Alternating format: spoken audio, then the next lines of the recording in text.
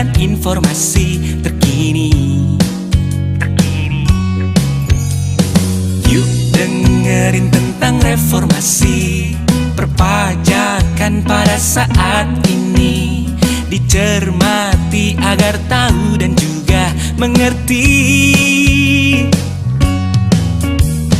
Cermati cerita reformasi terkini, informasi tentang reformasi perpajakan terkini.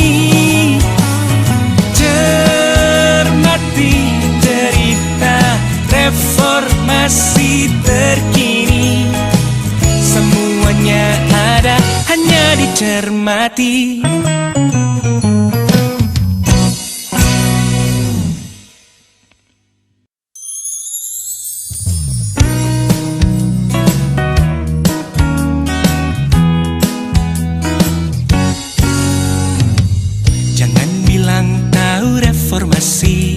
Kalau belum dengerin cermati, cermati cerita dan informasi terkini.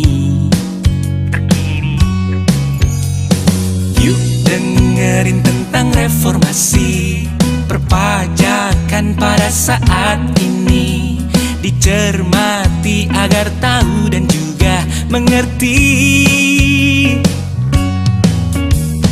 Cermati cerita reformasi terkini, informasi tentang reformasi perpajakan terkini.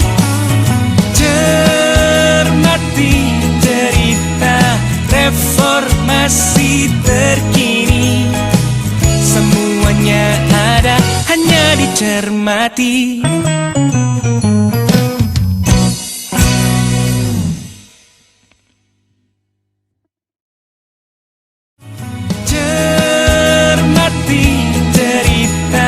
Reformasi terkini, semuanya ada hanya dicermati.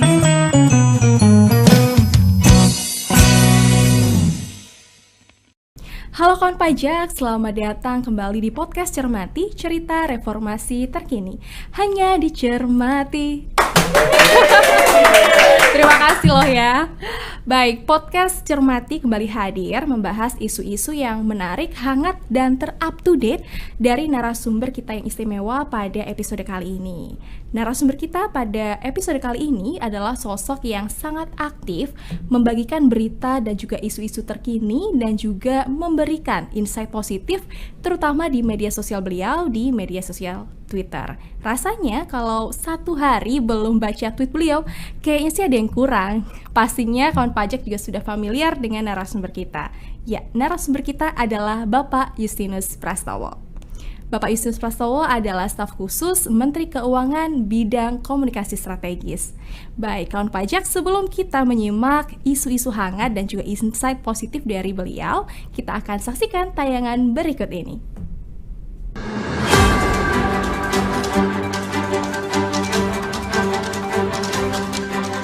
Di tengah pertumbuhan ekonomi dunia yang masih dibayangi dengan resiko ketidakpastian global, ekonomi Indonesia mampu tumbuh secara impresif dan tercatat lebih baik dibandingkan negara lain yang mengalami perlambatan ekonomi. Pertumbuhan ekonomi ini disokong dari peningkatan kinerja di berbagai sektor. Dari sisi pengeluaran, konsumsi rumah tangga tumbuh solid, didukung pula dengan kinerja baik sektor ekspor, seiring pulihnya mobilitas masyarakat akibat penanganan pandemi yang baik dan terkendali. Salah satu tujuan reformasi perpajakan yang telah dilakukan di Indonesia adalah untuk menciptakan sistem perpajakan yang efektif dan efisien. Hal ini didukung dengan adanya modernisasi sistem administrasi perpajakan.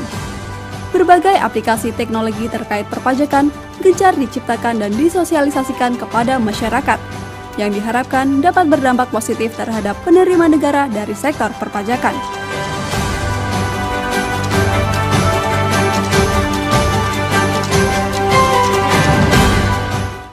Selamat datang kembali di podcast Cermati, cerita reformasi terkini bersama narasumber istimewa kita pada episode kali ini. Ya, narasumber kita akan membahas ya mengenai informasi terkini dan juga insight-insight terbaru nih ya dalam podcast kali ini. Narasumber kita pada episode kali ini adalah Bapak Justinus Prastowo. Selamat datang Pak Justinus Prastowo. Terima kasih Mbak Rima. Baik, terima kasih Pak sudah berkenan hadir menyempatkan di tengah kesibukan Bapak pastinya ya Pak di podcast Cermati episode kali ini. Nah, biar lebih nyaman, enaknya saya panggil Bapak apa nih Pak? Pak Justinus, Pak Prastowo, Mas, Kak, atau gimana nih Pak? Yang paling nyaman buat Mbak Rima aja. Waduh, apa nih tim kru? Baik Pak Prastowo begitu ya Pak, mohon izin. Baik Pak Prastowo, gimana kabarnya Pak?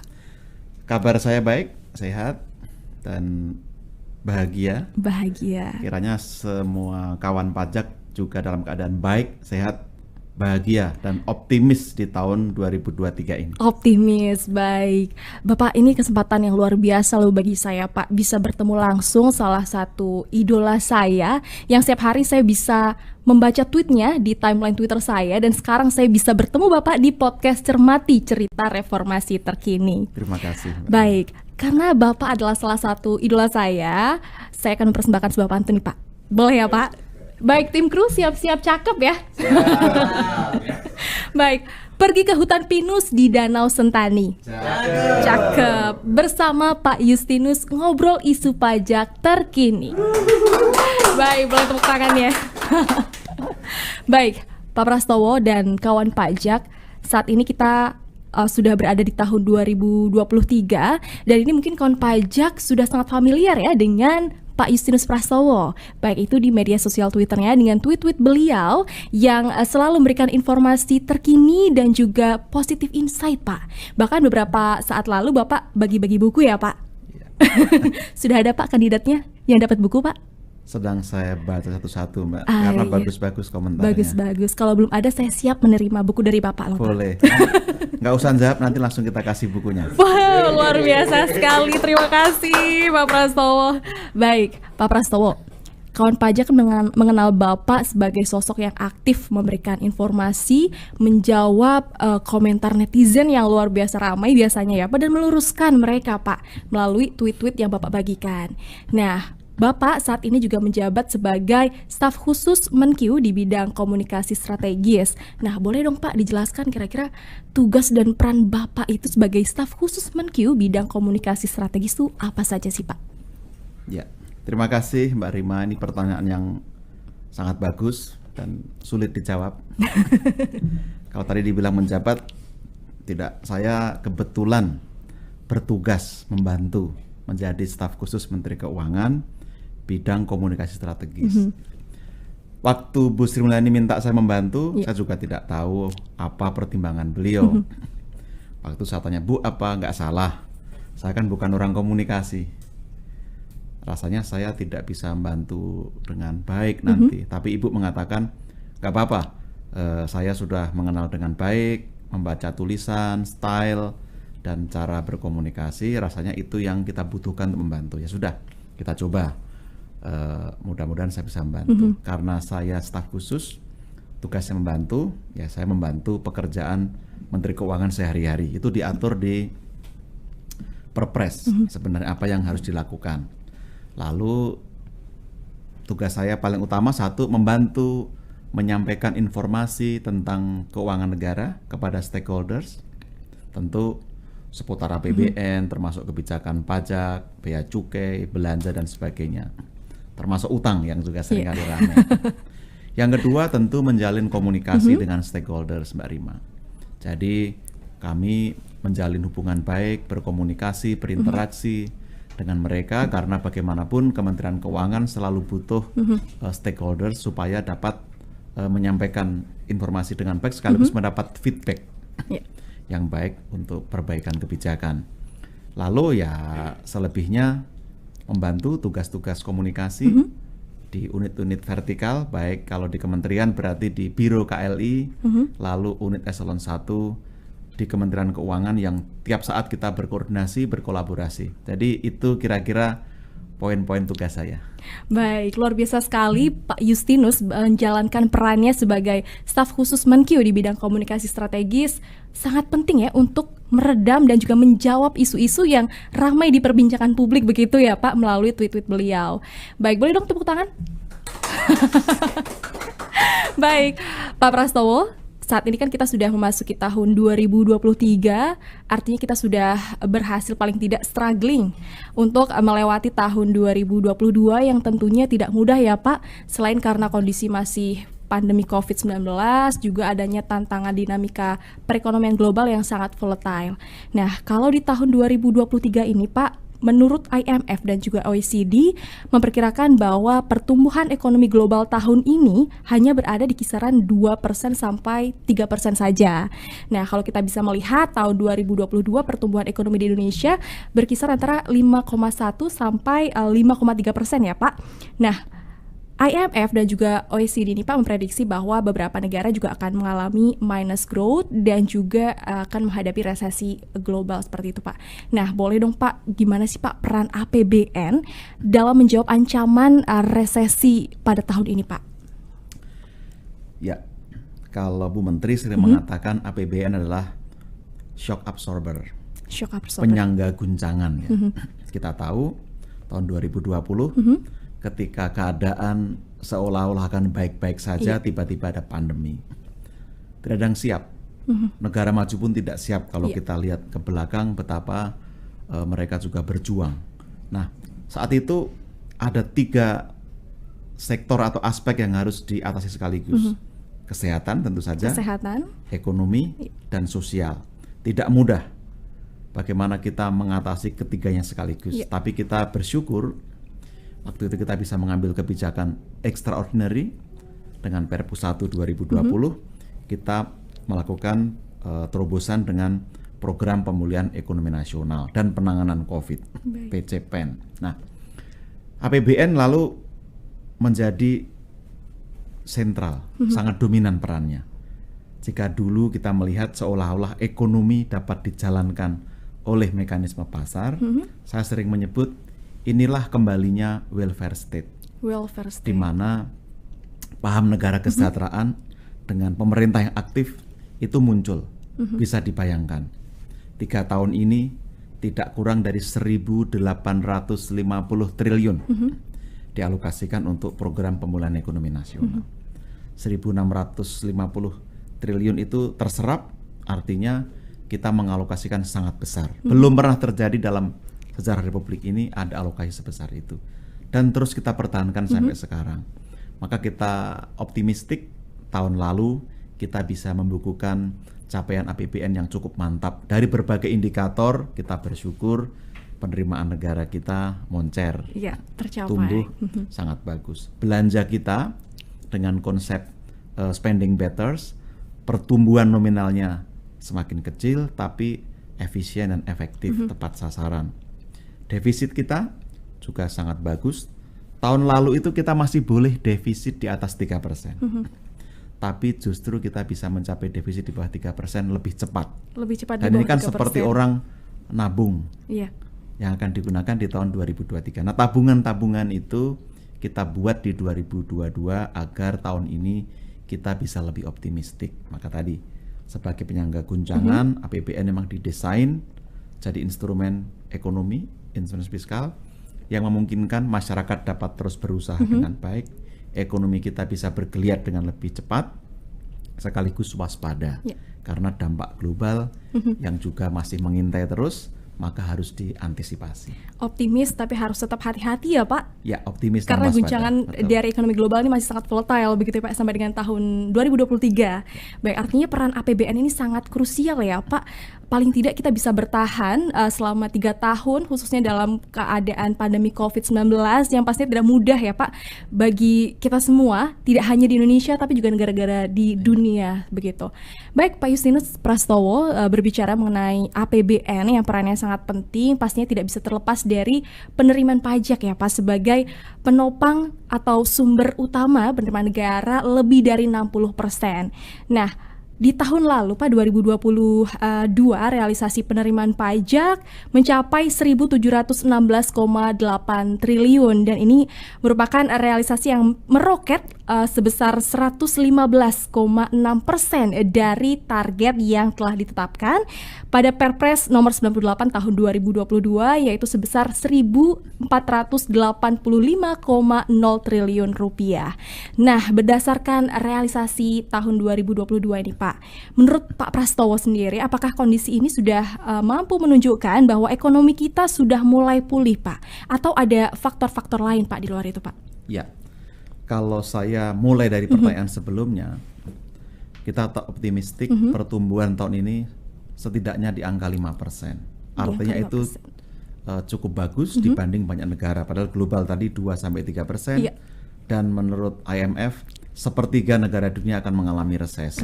Kita bersyukur jauh dari ancaman itu meskipun harus waspada. Nah, penerimaan pajak tentu kita bangga ya, bangga bersyukur karena bisa mencapai target 2 tahun berturut-turut.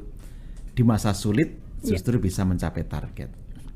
Betul bahwa ada pengaruh harga komoditas, ada pengaruh beberapa kebijakan baru, tapi saya ingin melihat tanpa effort yang besar dari Ditjen Pajak, rekan-rekan Ditjen Pajak, dan kolaborasi, sinergi, kelembagaan dengan semua pihak, tidak mungkin penerimaan bisa dicapai. Karena kalau saya amati secara detail, hampir semua sektor tumbuh secara baik, positif. PPh migas, non-migas, PPN juga tumbuh dengan baik, termasuk jenis pajak lain. Artinya secara sektoral ini menunjukkan tanda geliat yang sudah cukup bagus, tinggal kita jaga, kita pertahankan. Di sisi lain, saya melihat reform yang dilakukan itu juga pada track yang benar.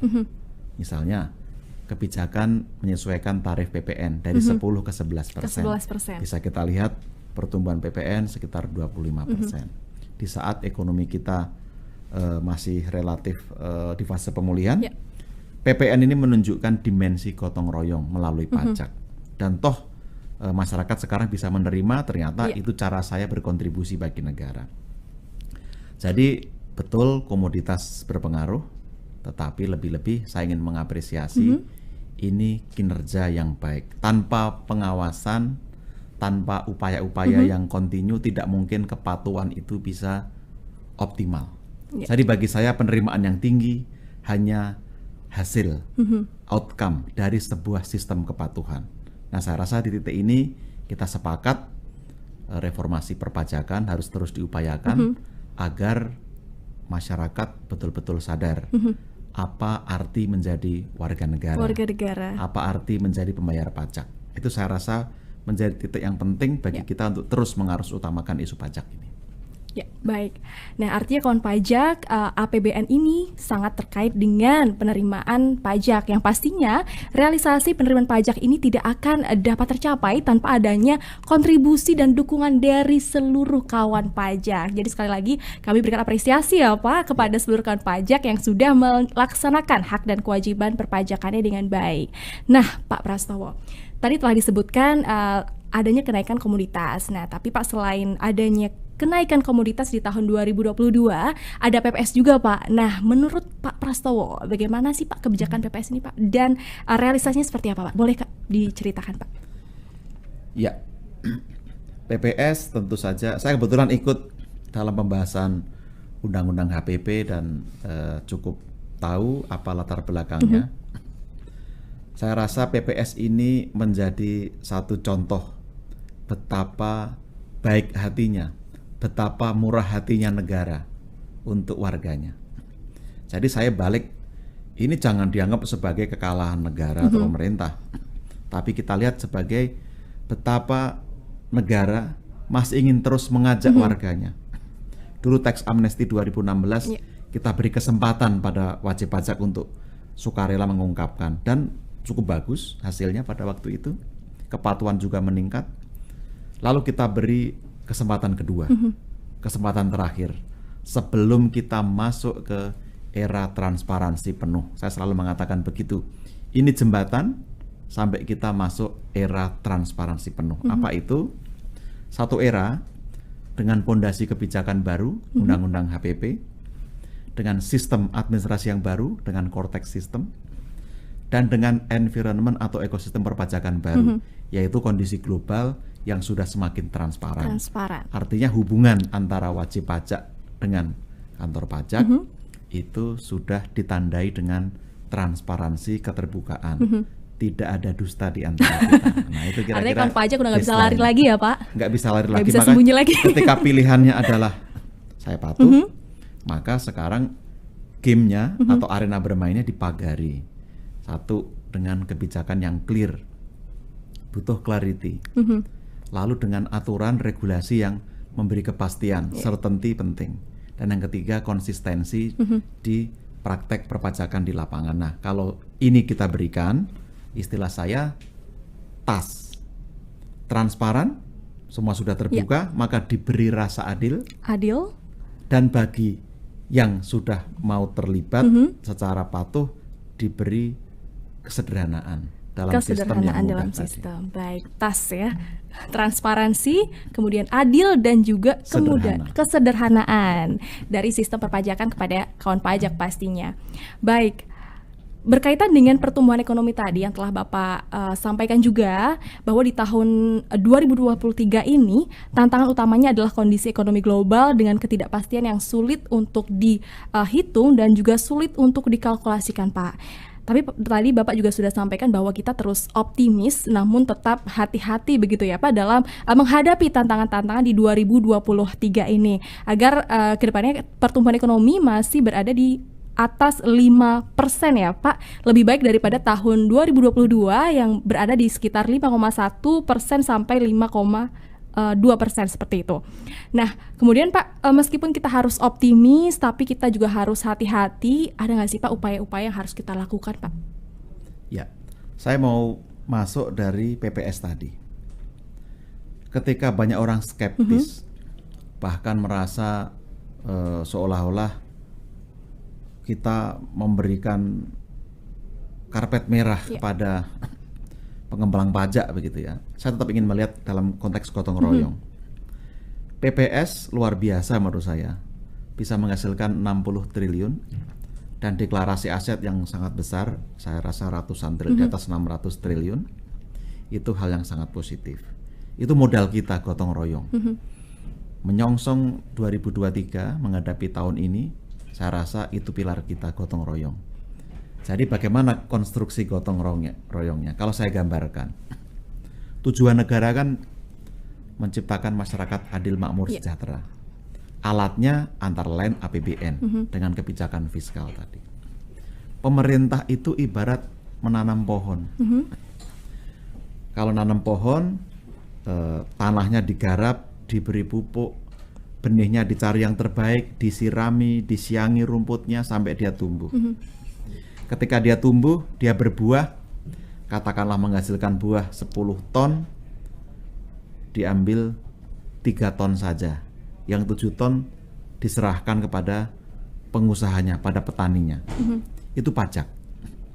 Jadi pajak itu pertama-tama justru fasilitas, insentif, diberi pupuk, diberi air, diberi obat, lalu hanya diambil 3 saja dari 10. Selebihnya silahkan diusahakan. Itu pajak. Dan yang 7 diambil itu pun dikembalikan ke masyarakat dalam bentuk belanja. Dan hebatnya di negara demokrasi seperti kita, orang bayar pajak tadi, duitnya dikembalikan, masih boleh mengkritik negara. Itu kan demokrasi yang sehat, seperti itu. Nah, pilar-pilarnya yang kita bangun, Mbak Rima. Kita punya reformasi struktural, ada Undang-Undang Cipta Kerja. Dan di sisi fiskal kita telah menuntaskan 3 pondasi. Maka kalau tanya effortnya apa, pemerintah telah menerbitkan 3 undang-undang. Untuk penerimaan ada Undang-Undang HPP, Undang-Undang 7 2021. Untuk memperkuat sektor moneter dan fiskal, kita kemarin baru menerbitkan Undang-Undang nomor 4 tahun 2023 tentang pengembangan dan penguatan sektor keuangan. Lalu yang di tengah ini Undang-Undang nomor 1 2022, hubungan keuangan pusat daerah. Kita sadar daerah itu lini depan Kalau sepak bola strikernya itu daerah. Strikernya. Pusat itu memberikan pendanaannya. Iya. Maka diperkuat supaya daerah semakin bisa melayani publik dengan baik. Itu dari sisi negara. Insentif diberikan supaya kita bisa. Dari sisi pengusaha, kami rasa karena banyak insentif silakan dimanfaatkan. Iya. Karena itu adalah hak Anda. Sepanjang itu mendukung perekonomian, mari kita manfaatkan dengan baik. Kita selain itu juga mendorong masyarakat semakin terlibat, Mbak Rima. Perlindungan sosial terus diberikan bagi yang tidak mampu. Itu tujuan pajak kan begitu. Yang mampu bayar, yang lebih mampu bayar lebih tinggi, yang tidak mampu dibantu. Nah, dengan demikian yang di bawah ditolong, yang berusaha diberi insentif, bahkan UKM mendapat PTKP 500 juta. 500 juta. Jadi yang omsetnya tidak melebihi 500 juta tidak kena pajak. Tidak kena pajak. Itu kan cara negara, pemerintah mendorong masyarakat bisa berusaha dengan baik. Ya. Baik, konsep gotong royong ini dari berbagai lapisan masyarakat ya Pak, yang bawah dibantu, kemudian yang di atas, di tengah dan di atas saling membantu yang di bawah begitu ya. Betul. Pak. Jadi tidak serta-merta semua masyarakat itu dikenakan pajak, tapi tetap ada ketentuan dan aturan yang berlaku seperti itu. Baik, Pak Prastowo, sebelum kita beralih ke isu terhangat juga pada episode kali ini, kita akan mengikuti segmen penyuluh menjawab yang akan dibawakan oleh fungsional penyuluh di lingkungan Kanwil DJP Jawa Tengah 1. Baik, Pak Ganung dan Mbak Delima, silakan. Terima kasih, Studio 1, Lantai 16, Kantor Pusat Direktorat Jenderal Pajak. Jalan-jalan ke Stasiun Tawang. Tak lupa makan lumpia sampai kenyang. Selamat datang di Kota Semarang, tepatnya di KPP Madya Semarang. Wah, asik nih pantunnya. Ciri khas Kanwil DJP Jawa Tengah 1 banget nih. Halo kawan pajak, senang sekali saya Ganung dan teman saya Delima menjumpai kawan pajak dalam segmen Penyuluh Menjawab. Semuanya ada, hanya dicermati.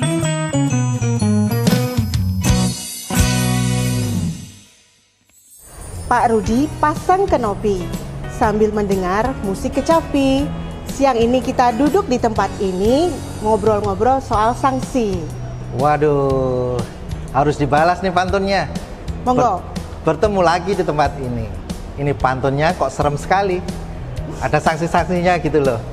Kira-kira ada apa ini, Del?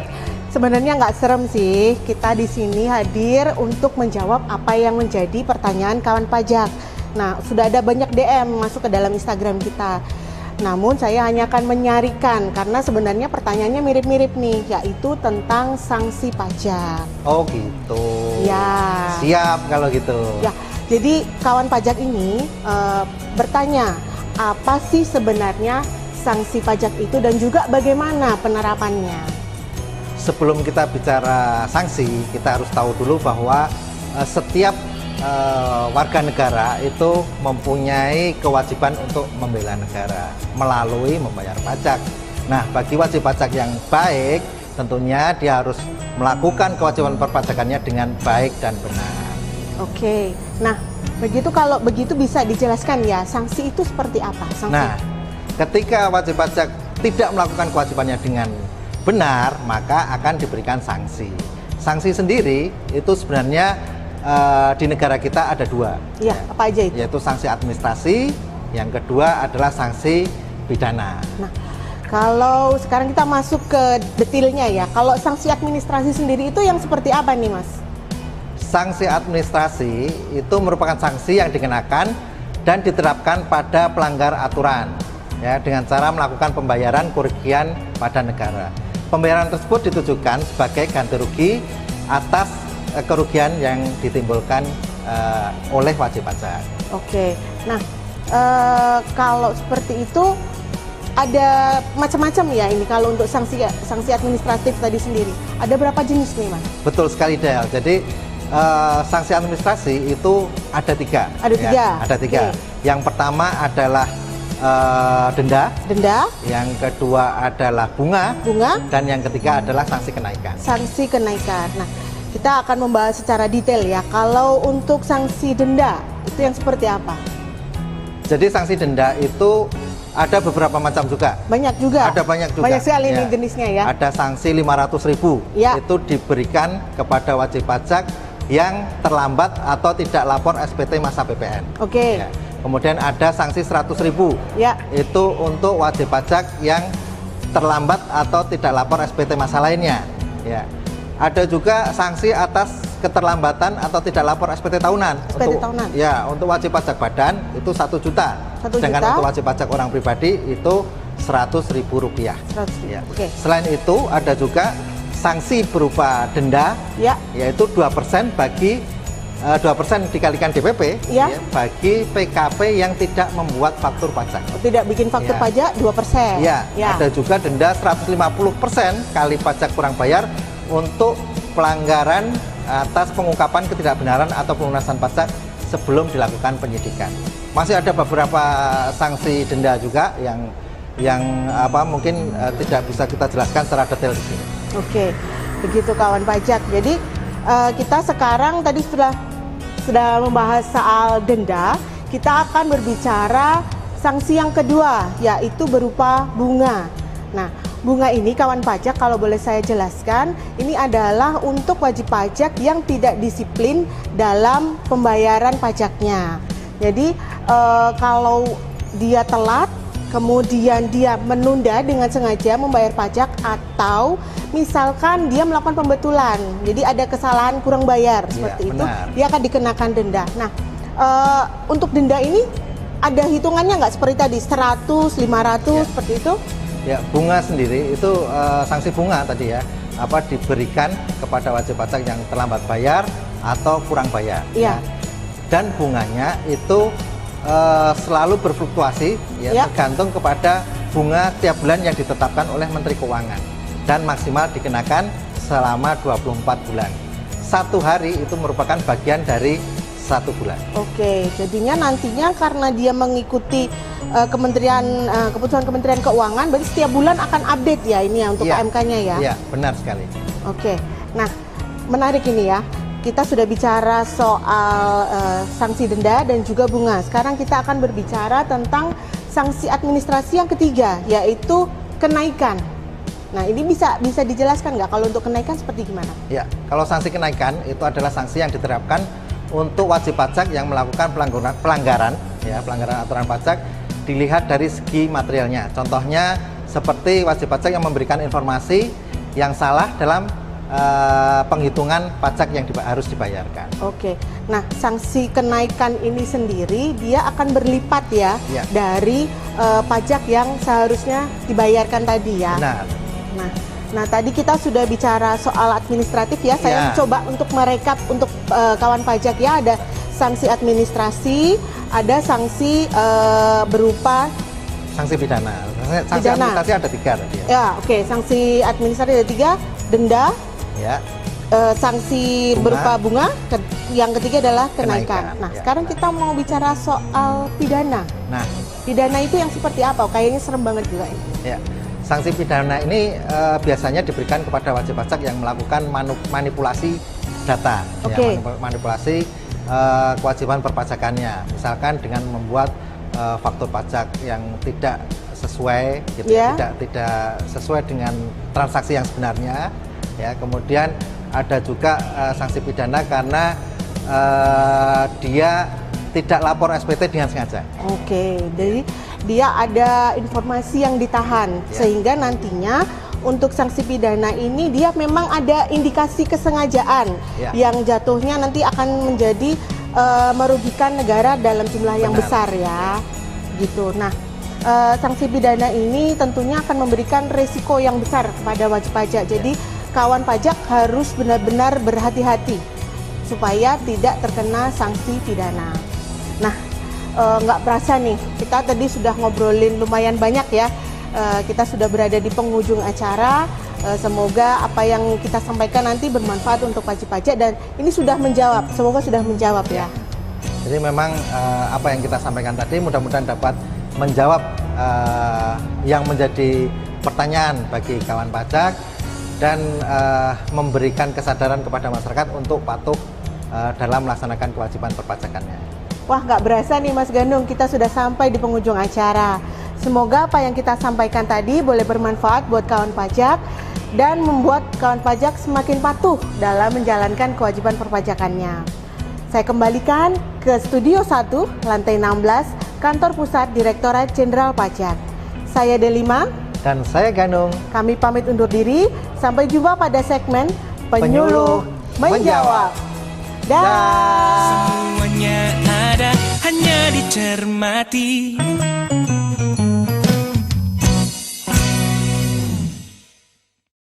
Baik kawan pajak, kembali di podcast Cermati. Terima kasih Pak Ganung dan Mbak Delima yang telah memberikan jawaban ya di segmen Fungsional Penyuluh Menjawab.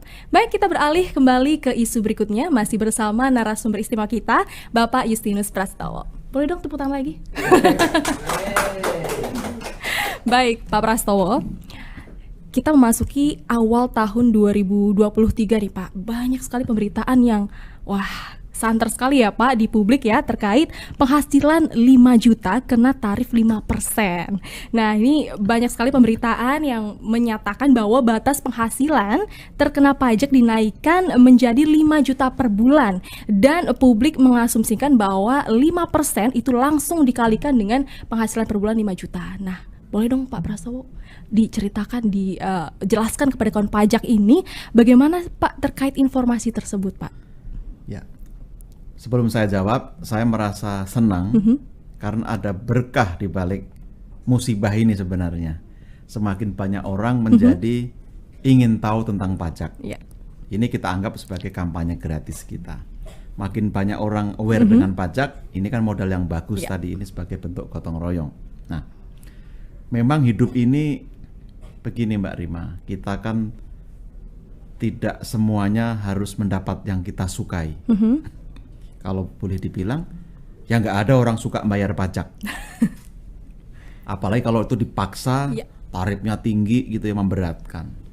Tapi di negara demokratis kan kita lihat, satu, tarif pajaknya juga tidak tinggi.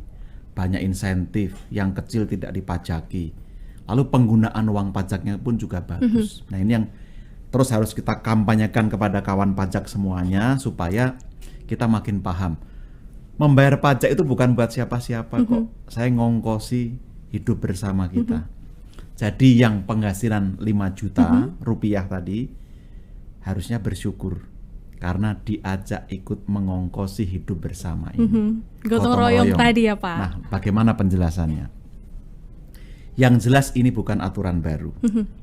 Bahkan tarif pajak 5% untuk penghasilan 50 juta waktu itu ya, penghasilan kena pajak 50 juta itu sudah sejak 2008. 2008. Ya, tahun pajak 2009 sudah berlaku. Artinya bukan hal baru. Nah, simpelnya kan begini.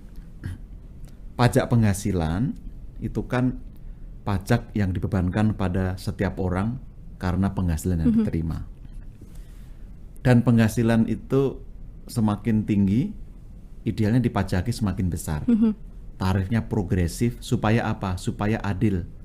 Yang mampu menanggung lebih besar, yang tidak mampu dibantu.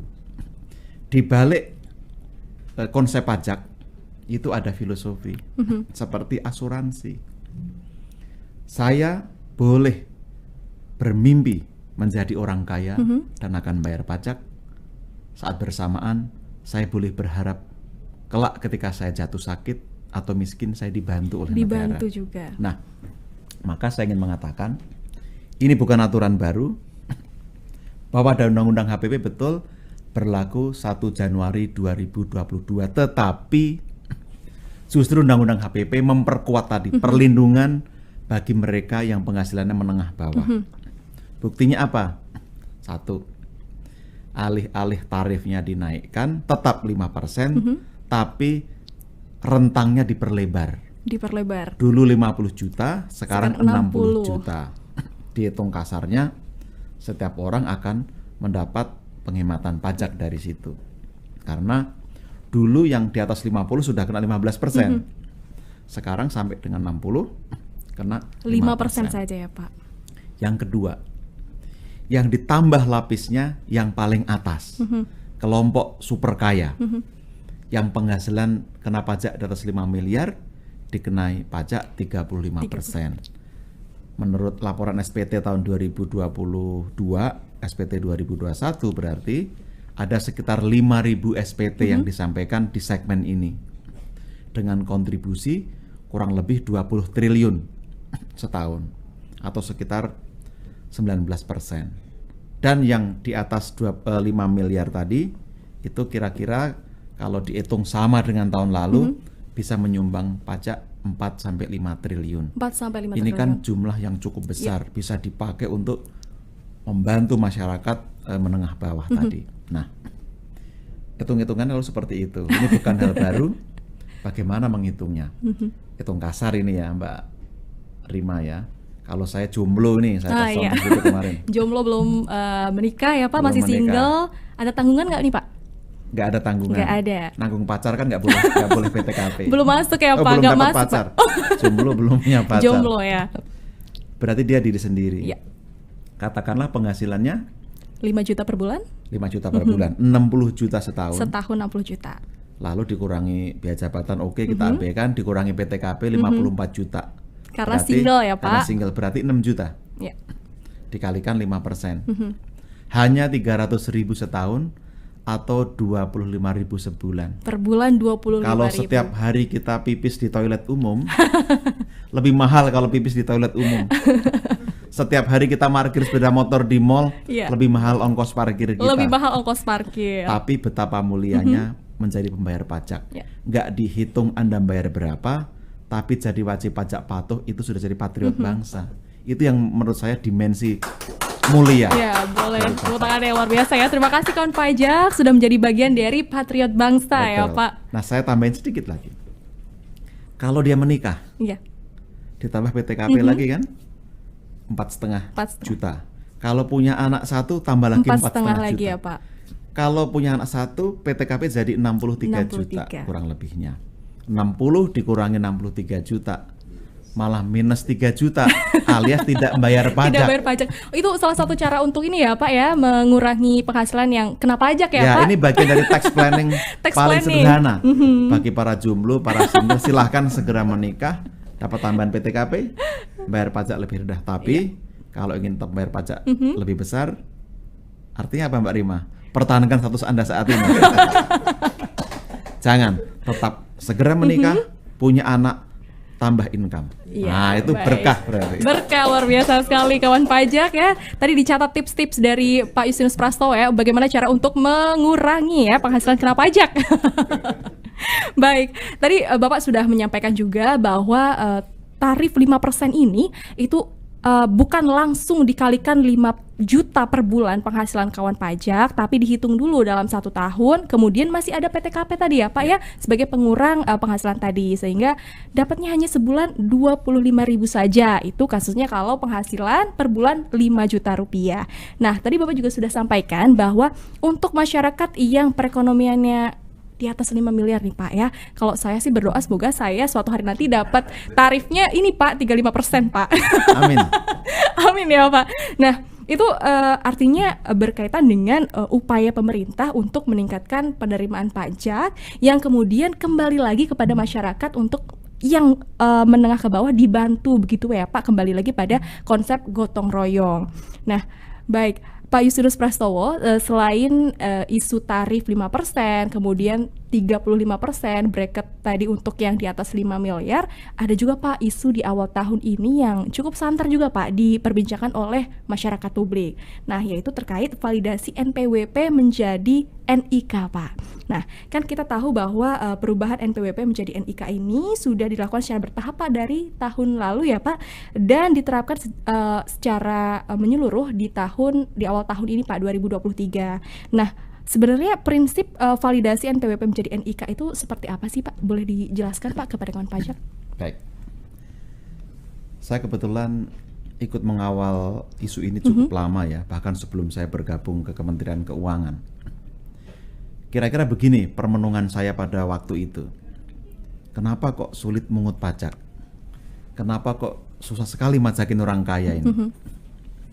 Setelah saya perhatikan, pajak itu esensinya cuma mengawinkan identitas dengan aktivitas. Kalau kata Thomas Piketty, Pajak itu intinya tahu siapa punya apa, siapa mendapatkan apa. Itu aja sebenarnya. Jadi mengawinkan identitas dengan aktivitas. Siapa dengan apa. Penghubungnya apa itu. Kita cari-cari penghubungnya kan. Orang menyebutnya single identification number. Kita juga punya, itu disebut common identifier. Yang disepakati apa itu untuk mengawinkan itu semua adalah NIK. NIK. Nah, kita lihat banyak data di pajak yang merupakan objek pajak sebenarnya atau representasi penghasilan, tapi tidak bisa dipajaki karena tidak kita ketahui siapa pemiliknya, siapa yang bertransaksi. Sebaliknya, kita tahu orangnya, tapi tidak tahu penghasilannya atau hartanya seperti apa. Nah, dengan NIK dikawinkan, dari sisi pajak akan lebih mudah menghimpun data informasi dari berbagai lini, lalu diprofile dengan lebih baik dan menghasilkan informasi yang akurat. Lebih akurat. Di sisi lain, bagi wajib pajak, tentu akan lebih mudah kan? Bayangkan, Mbak Rima kalau dalam semua urusan publik harus menggunakan nomor tertentu, Iya, Pak. nggak mungkin kita menghafal. Iya, betul. Nah, sekarang cukup dengan NIK, kita bisa mendapat semua layanan dengan baik. Artinya, bagi wajib pajak, bagi masyarakat diuntungkan. BPJS Kesehatan, Ketenagakerjaan, paspor, SIM, saya nanti balik nama rumah, sampai NPWP menggunakan satu identitas. Nah, ini kan win-win sebenarnya. Karena ada adagium kan, semakin sederhana administrasi, semakin orang itu pengen bayar pajak. Nah, itu penting. Nah, ini win-win. Maka sekarang kita bangun. Jadi masyarakat, kawan pajak tidak perlu takut. Justru akan dipermudah kita. Kalau makin efisien, mestinya kita makin punya banyak waktu untuk urusan yang lain. Dan tidak usah takut. Punya NPWP karena NIK tadi, itu juga tidak serta-merta menjadi wajib pajak. Betul, secara administrasi, saya akan terdaftar di kantor pajak, tapi untuk menjadi pembayar pajak, saya harus memenuhi syarat subjektif, syarat objektifnya. Kalau syarat objektifnya berarti saya harus punya penghasilan melebihi penghasilan tidak kena pajak. Jadi nggak perlu khawatir yang masih mahasiswa, yang masih mencari pekerjaan, atau kebetulan sedang tidak bekerja, sepanjang belum punya penghasilan melewati PTKP, Anda belum wajib menjadi pembayar pajak. Baik. Jadi ini harus dipahami dengan baik, mari dipahami dengan baik supaya kita tenang. Ya. Dan dengan ini kita bisa membangun sistem yang lebih kuat ke depannya. Nggak hanya pajak, tapi juga sistem administrasi kita, sistem kependudukan kita. Maka nanti tidak sulit, Mbak Rima.